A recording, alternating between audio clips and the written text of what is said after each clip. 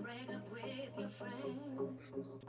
I know there is no use to confront her, but how do you say this is the end? I'm through being taken for granted.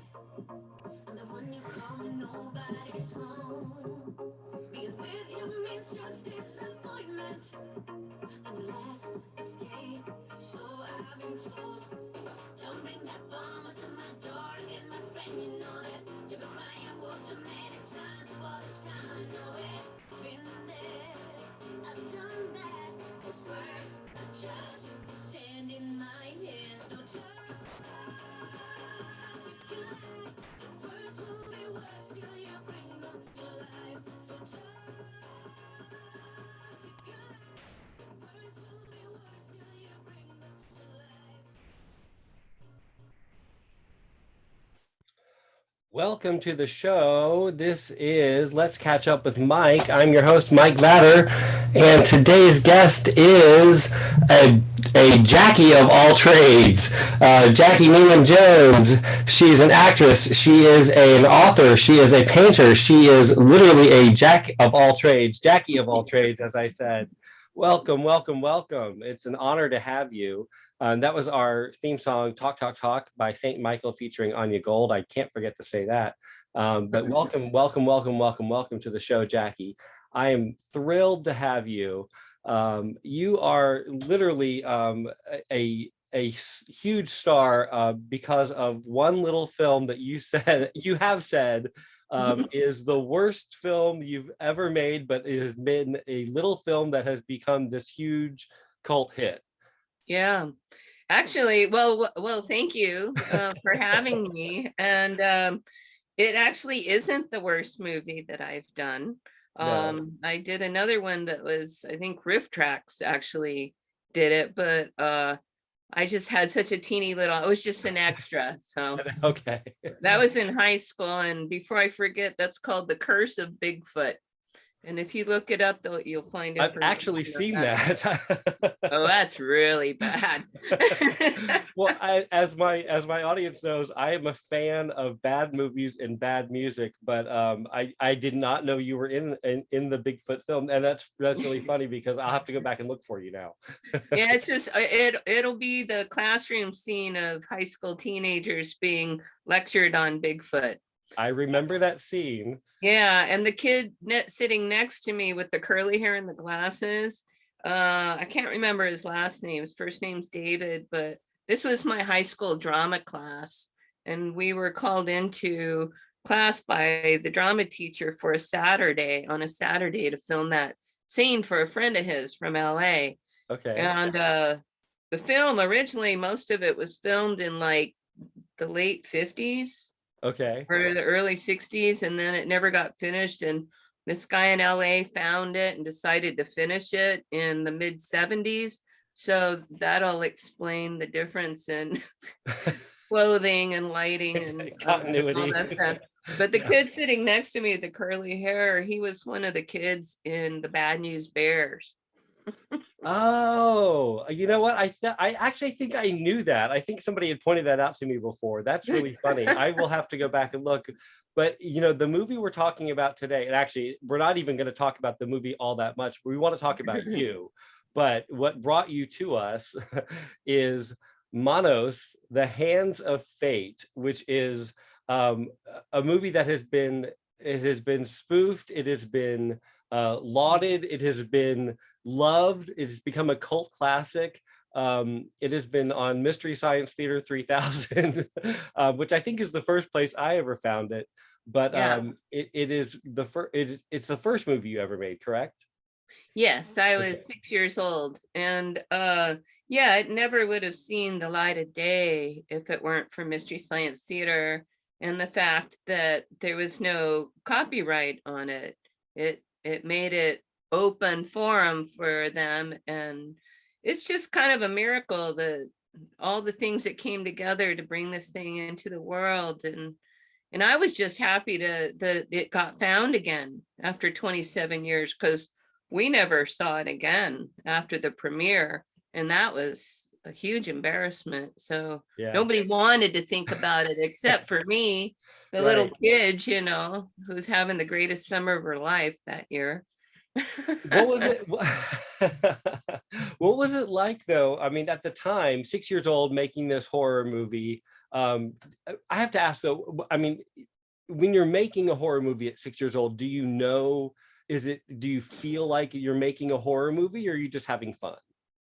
Oh, I mean, it didn't feel like a horror movie at all because, you know, everybody was friends behind the set, and most of them they were all from the area. Most of them had worked together, and the wives were all from the local modeling school, and they just kind of huddled together and stayed together in their little group, you know, and John Reynolds, who played Torgo, was a personal family friend of my dad's. And yeah, the crew guys, they all knew each other from the theater. So it was just, for me, it was just really cool to hang out with my dad for one thing, because I just adored him. And to be able to stay up late because it was filmed nights and weekends for, it's like 8 days the whole thing took to Yeah. film, not long at all. Which is funny But because a lot of movies take, well now, I mean, with the CGI and everything, some movies take 8 days and that's considered, standard. And some movies take 2 years, like animated, yeah. features take 2 years to make. But 8 days back then was considered fast, Oh, well, yeah, I mean, even today, the films I've been involved with recently, I have very small parts in, but I might be there for a day or 2 days for two scenes because you got to shoot from every angle and you got to do take after take, and you got to make sure you get every possible thing because the actors everybody's coming from different places and yeah, traveling a lot of times, especially with these independent films. right. The last two things I did, one was in Idaho, and the other one, oh, that was only an hour away, but yeah, it does take time, that's for sure. Yeah, I know there was now I'm not an accomplished actor at all, but I did a lot of kind of extras and bit parts in things over the years. And sometimes, you're on a set for, days and days and days, just to kind of hurry up and wait, Yes, a and lot of that. yeah, and then other times, like you said, but for a movie to be started and completed in 8 days, or vice versa, the movie, the Bigfoot movie, where it started and Oh, stopped and took 20 years, right. to start and finish. So that's, that's obviously an exception. But the Manos movie, Hands of Fate, I can't say it, Manos, the Hands of Fate, Mhm. spawned so many sequels and became this huge cult favorite, and no one would have thought that when the first one came out, because it was not successful, by any stretch of the imagination, but Yeah, it you was, can say that. it became this obviously this fan favorite. Tell us a little bit about why you think it became such a cult favorite when it was not successful. It was not something that people. I mean, obviously, a lot of us do hold it dear, near and dear. I mean, it became. We have Manos, the Rise of Torgo. We have Manos, the Manos Returns. And then now you've got the Debbie Chronicles, which is, Yeah. I mean, this is, it's a legacy of decades, spawned from this little movie that no one thought was going to ever become anything, and it's become this mythology, this huge, like I said, decades long tale of Manos, and the monsters don't stand a chance is the new tagline. How Yeah. and I love that you've got the torch in your hand, and that's such an awesome picture. I mean, this is like Uh, Annie Leibovitz does horror in this photo. I yeah. mean, I love this. And we didn't set that up for that. That just happened to be a photograph I had. I was at a friend's house, and we were preparing for Manos Returns. And in the original film, my dad was not only the master, but he created all the artwork and the props. He was an artist that worked in many different mediums, and sculpture and clay and welding and metal, and so I wanted to pretty much do it, at least everything he did in the original for Manos Returns, because I'm the new master in Manos Returns. So I did the painting and I created the Torgo staffs. But as a child, I was there when my dad, I loved hanging out in his studio and watching him work. And he used to even let me sit in there when he was welding, as long as I had welding goggles on to protect my eyes and stayed far enough from the sparks. And so I had a friend set up, and I wanted to recreate things as originally as possible.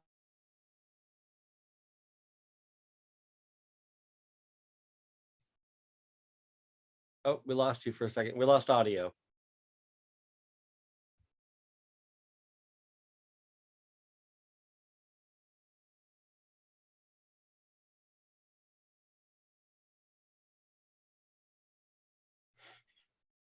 Are you there? Yes. Okay, there we are. Uh-oh. Nope, we lost you. There you are. Yep, I lost you around the time you were talking about the welding goggles. So, oh, okay. Well, then I had a friend who had the setup for welding, and he set me up so that I could make some Torgo hands and recreate my dad's work from the original film. And he took that picture while I was working, and so it was just kind of a fluke, but it's probably one of my favorite shots. It's a gorgeous photo. I mean, it's very cool. I mean, I'm badass. Yeah. Oh, really? I mean, even standalone, if it had nothing to do with the film, it would be such a cool photo just in and of itself. It's just a very badass is the right word for it. It's very, very cool.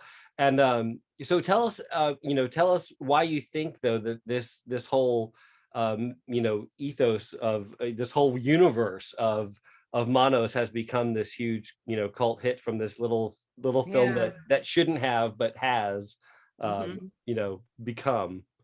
I really don't know, and I've talked to people. I mean, what November 15th was the 55th anniversary of the premiere of Manos, and 55 years later, I mean, it took 27 years for it to come back into the world when Mystery Science Theater put it up in 1993.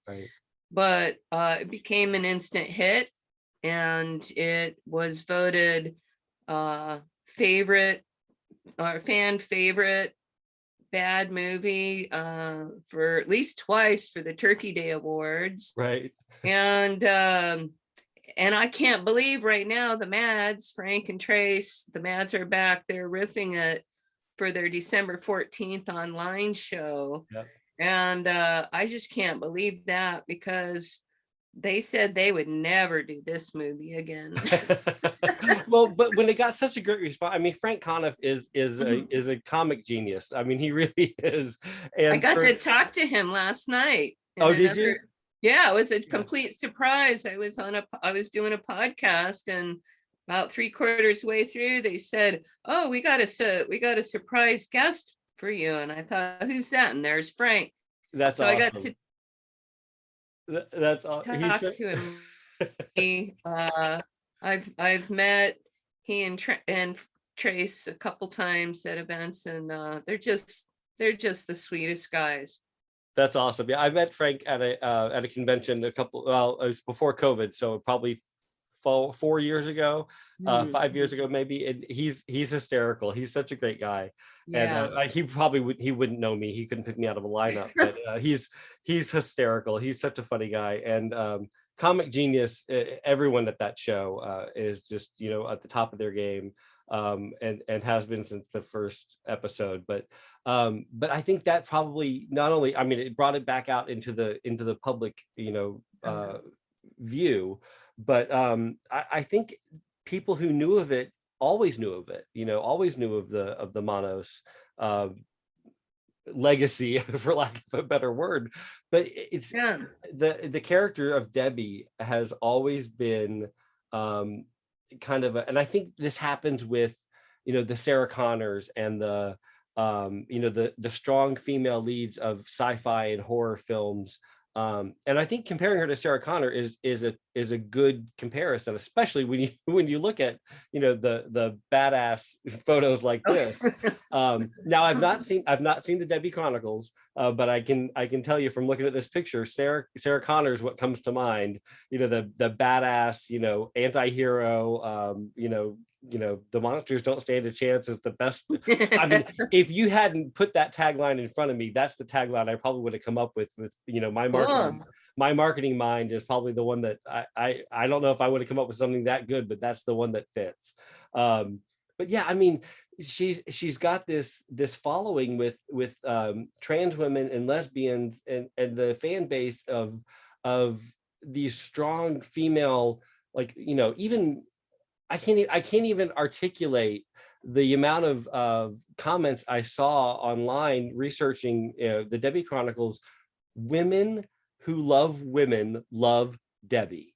That's the quote. I saw that quote on one of the fan boards on Reddit. I saw women who love women love Debbie, and I was like, that's the only quote I need to lift to tell you. And I thought this would be no surprise to you, but you said you were shocked.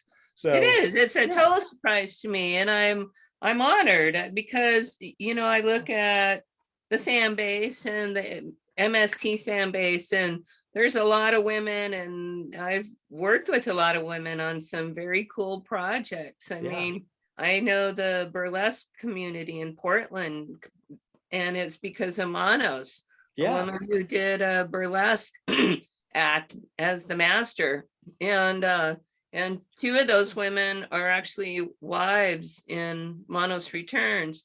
I mean, it's like, and our director or our assistant director and one of our writers for Manos Returns, Rachel Jackson, I met her because she lives in Seattle, Washington, and she does puppet theater, and she did the show Manos, The Hands of Felt. And it's brilliant. Look it up. I love that on YouTube. It's brilliant. And so I've met some amazing women through this, but I've noticed as well that the majority of the people that I see responding, and that's changing actually, now that I'm thinking about it, have generally been men. Okay. The nerdy types is where it began, and I totally identify with these people. But I've seen the women fan base grow, but I didn't realize that. That's really interesting. That's really cool. I think it's awesome, and I think you're right though. I think the nerdy men, the geeks like me, have always loved the sci-fi. It's always been the graphic novels, the comic books, the sci-fi movies, the superheroes, anti-heroes too. We've always been drawn to things like this, but it's become more of a female fan base over the last few years, or the women who've always loved this kind of movie and comic books and graphic novels have come out of the woodwork and said, well, wait a minute, we like this stuff too. And it's thanks to conventions, it's thanks to MST3, stuff like that has made it okay for even the Debbie Chronicles is written and directed and being produced by a woman. Absolutely. Yeah, I think that makes it okay. That's really cool. The woman base is I'm really glad. That's especially when you think about it, started from a movie about a polygamous cult master. It's like all of a sudden the women are the ones that are coming out on top, and that's pretty cool. I think it's and I'm proud to be a catalyst for that as Debbie. Well, I think that Debbie became the master, is a message that women can relate to.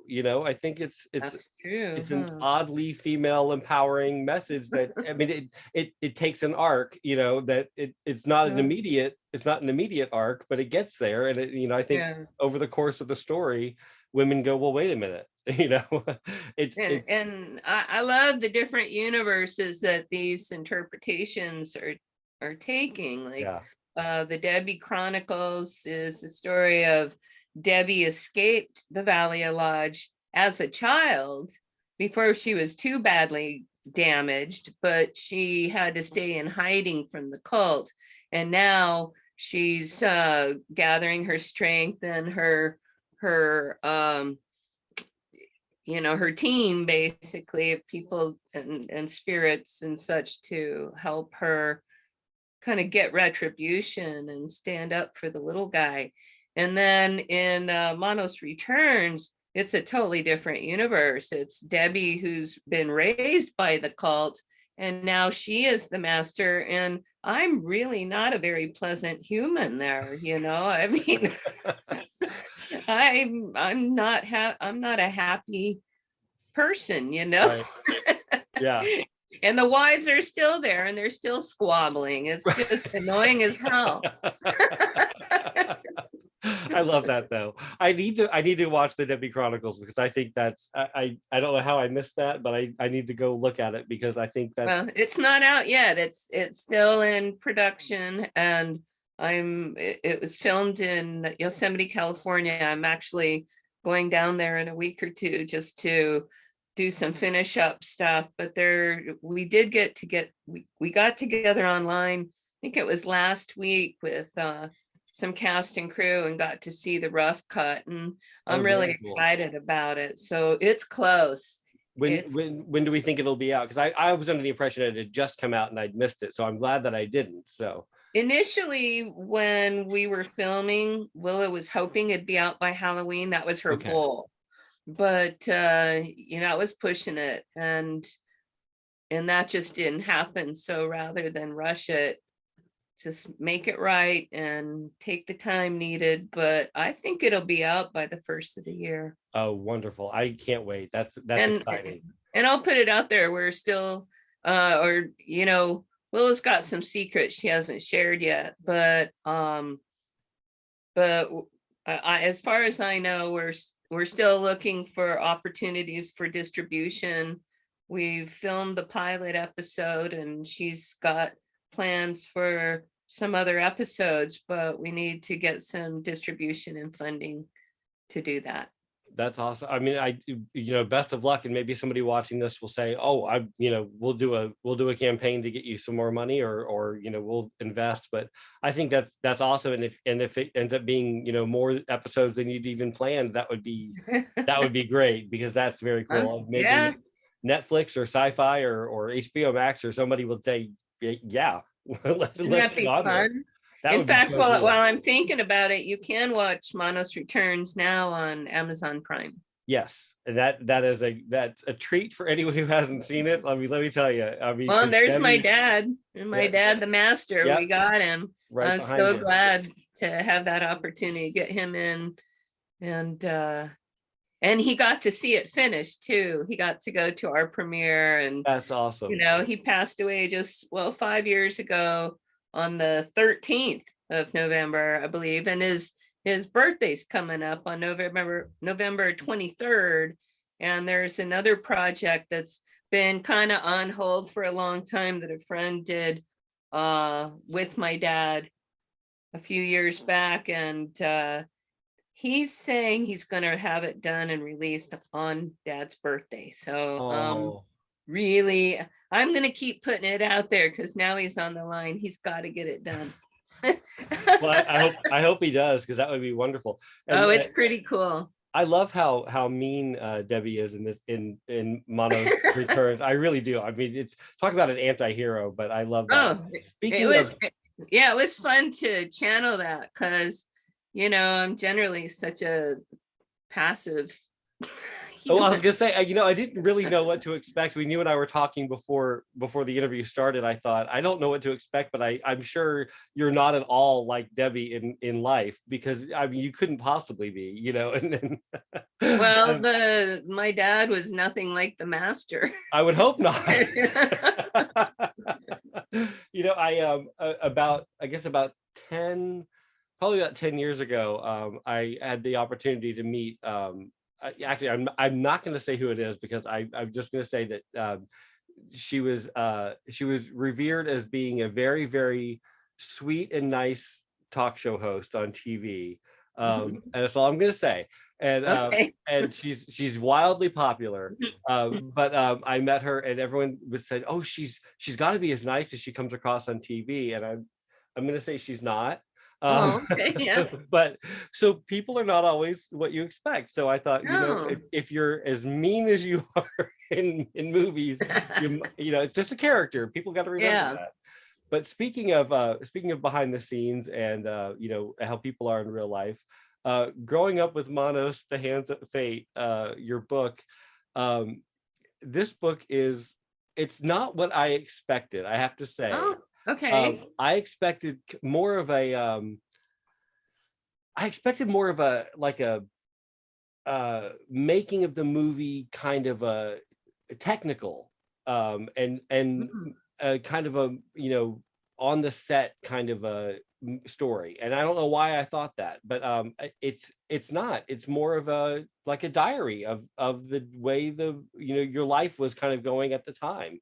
And it's great. I mean, I don't know why I expected it to be more of a here's how we made the movie, and it's not. It's more about hey, I was a child star, and this is kind of like the way my life was. And I really enjoyed it, because when I read a book about, when I pick up a book about that has the title of a movie in it, I think, oh, it's going to be technical, it's going to be about the movie, it's going to be behind the scenes stuff.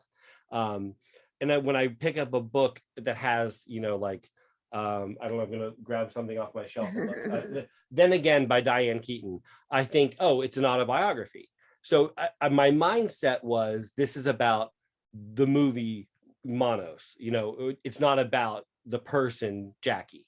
And it's kind of both, but it's more about, Jackey as a kid and Jackey's, life at the time. Which, I like it. Also in the 60s.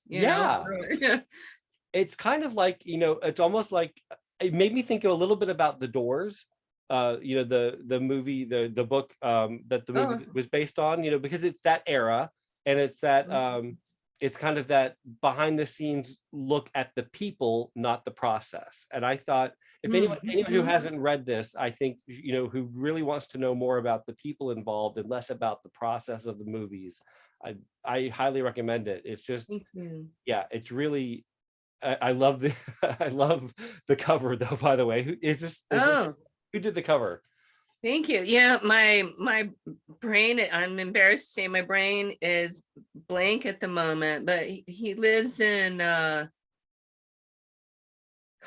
see, I can't remember the name of the country. He lives in some country that I could never even imagine having the opportunity to visit. He's a very talented artist, and we met through Facebook, and I don't even know how the conversation came up, but he knew I was writing the book, and he offered to create some art. And he came up with this all on his own, and I just love it. It's very cool, because I just really thought, and I love that Joel Hodgson did the did the forward. I thought that was so sweet of him. And when I approached him and asked him to do that, he didn't even hesitate.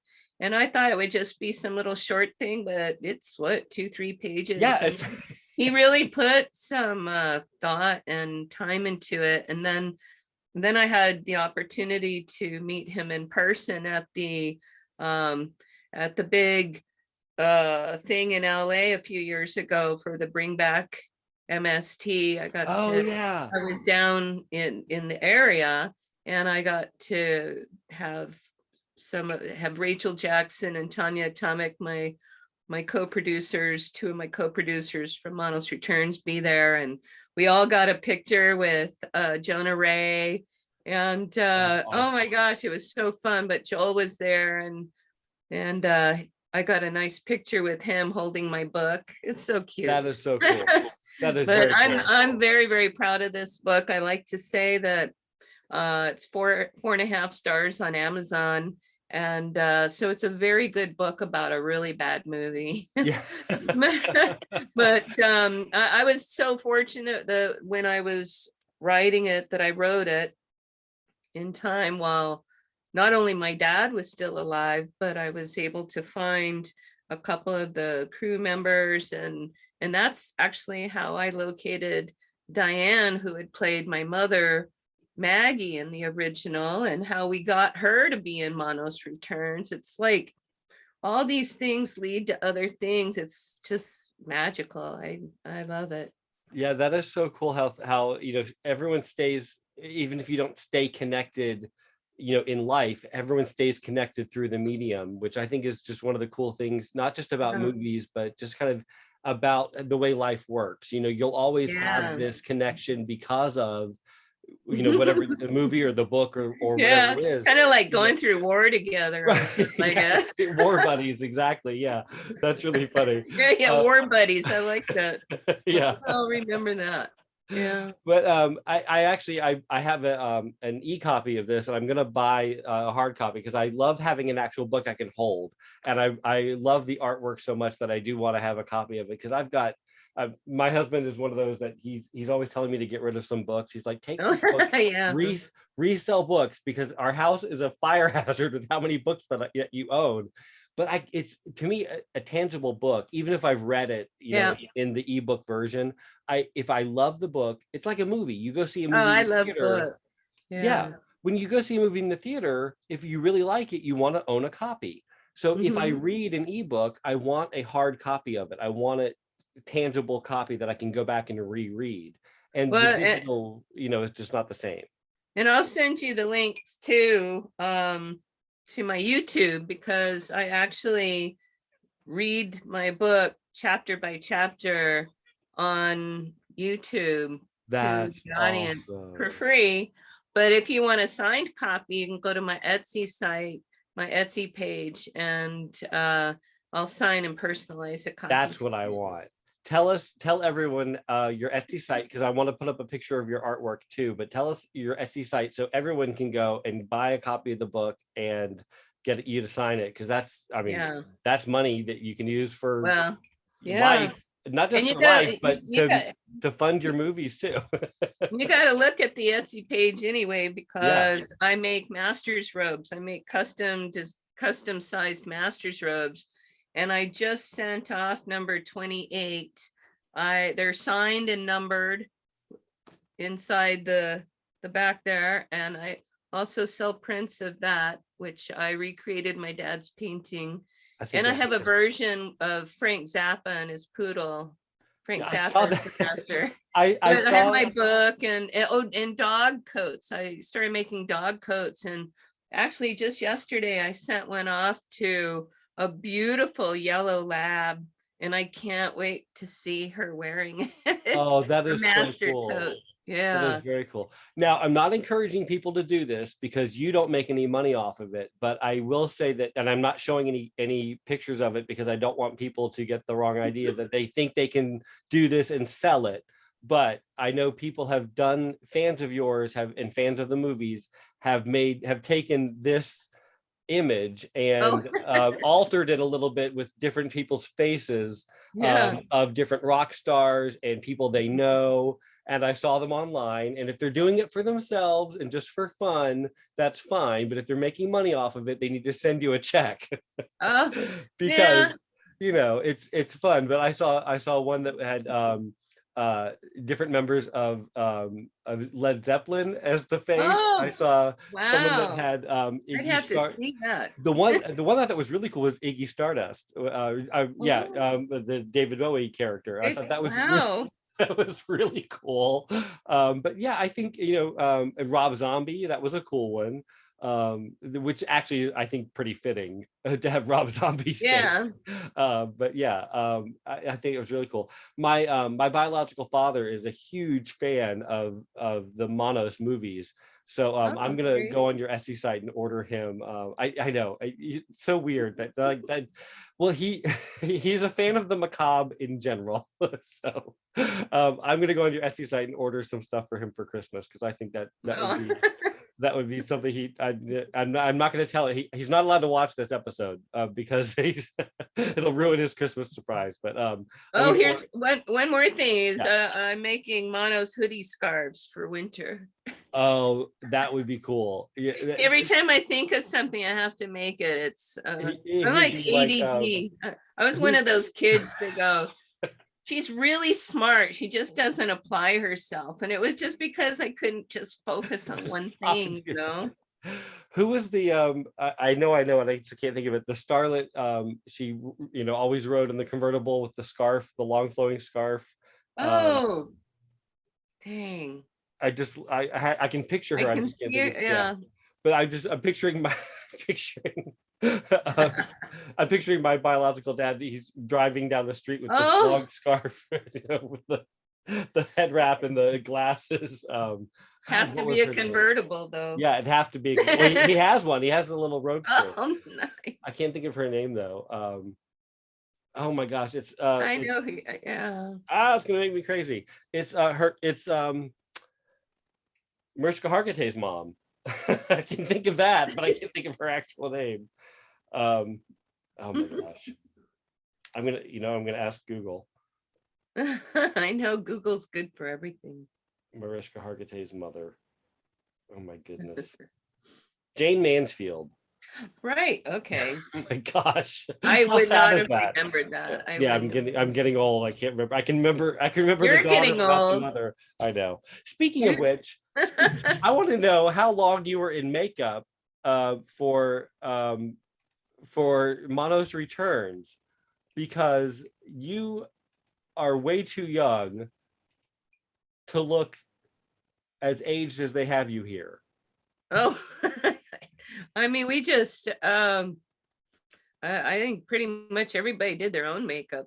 Okay. Low budget. It looks like they aged you, I don't know, at least 20 years. No. Because you're gorgeous, and in this movie you're not. Yeah, well, I'm just, I'm angry. I'm angry. Okay. And plus in real life, to tell you the truth, I was doing a lot. Not only was it filmed here where I live, so my yard was full of, the house was full, we had people camping out. I was in charge of the food, making sure everybody ate, and location. I did all the artwork, all the props. Oh, I made the costumes. Wow. I mean, so I was really busy. You were just tired and did your own makeup is the key to, yeah. You don't need to spend a lot of money on, there was no makeup budget, and you were underslept and overworked is yeah, but it worked perfectly for the character. So, I mean, that's a good thing. Thank God for that. Right. Yeah. If you were supposed to play, someone extremely glamorous, it wouldn't have worked out, right? Probably that would have been much more difficult. Right. Yeah. Oh my goodness. Well, this is just a treat. I'm so enjoying this, but I know you've got more press to do, and I don't want to let you go though, because this is so much fun. Tell us your Etsy site again. Tell us how to find you, and other sites where your website is being built. But tell us anyway, because it'll be ready soon. We'll go on Etsy. It's Jackey's Manos, JACKEYS MANOS, and on Facebook you can find me at Jackey's Manos. I have a page, Growing Up with Manos, The Hands of Fate, based on my book, and then I'm building a website where I hope to have up here just at least preemptively, little something by the end of the week, and that's jackysmanos.com. Okay. And the Mads show for December 14th. Yes. Just look up the Mads are back, and they're promoting it. Oh, and I have to say the restoration of Manos, the restored version, the Mads are actually using the restored version. So it's going to be so strange. It's this beautiful print of a really bad movie that Frank and Trace are riffing. It's gonna be a mind trip, really. That is very cool. I'm excited for that. So I'm going to remind everyone so it's Jackie's Manos is pretty much on every site, Facebook, Etsy, and then your website. Yeah, or Debbie's Manos. You can find me under either one. Okay. And Very cool. if you just Google Manos and my name and all kinds of stuff, You'll come up on all of them. Yeah. Perfect. Awesome. So I'm going to make sure that we get all those in the link when I put this episode up as well, in the link tree, so everyone can find you. But and also when people go to find my information, I'll put your information in there as well. And also don't forget, people, my audience can always send me information, send me messages in my message box, and I will respond to them with information on how they can find you if they can't find the link tree, or if they see this episode, much later and the link tree is down, because I always update it with the new guests. Send me your noodles, and I will make sure that I have the links available for you to find Jackey or Debbie, if you'd rather find Debbie, and I'll get you her information. So this has been such a treat, Jackey. I've really enjoyed talking to you. I really do. I feel like I'm talking to an old friend, and that was the whole point. So Yeah. it's been a lot of fun. And yeah, I'm one of those people, anywhere I'll just start talking to people. Yeah, my mom says I've never met a stranger, but I really, like I said, within 5 minutes, I feel like I've known you forever. So it has been a real treat. I'm excited to buy your book and get an autographed copy of it, and I'm excited to buy some stuff for Scott and send it to him for his Christmas gift. So that's very exciting. Don't tell him. I've got this beautiful studio space to work in now, so it's great. I got a great space to fill those Etsy orders. Very cool. Very cool. Well, I will let you get on to your next appointment. Okay, thank you. This has been Let's Catch Up with Mike and our guest, Jackey Neyman Jones, Debbie from the Manos movies. This has just been such a treat, and it's been wonderful having you. Have a great rest of your day, and happy upcoming holidays to you and yours. Thank you, Mike. All righty. Mwah.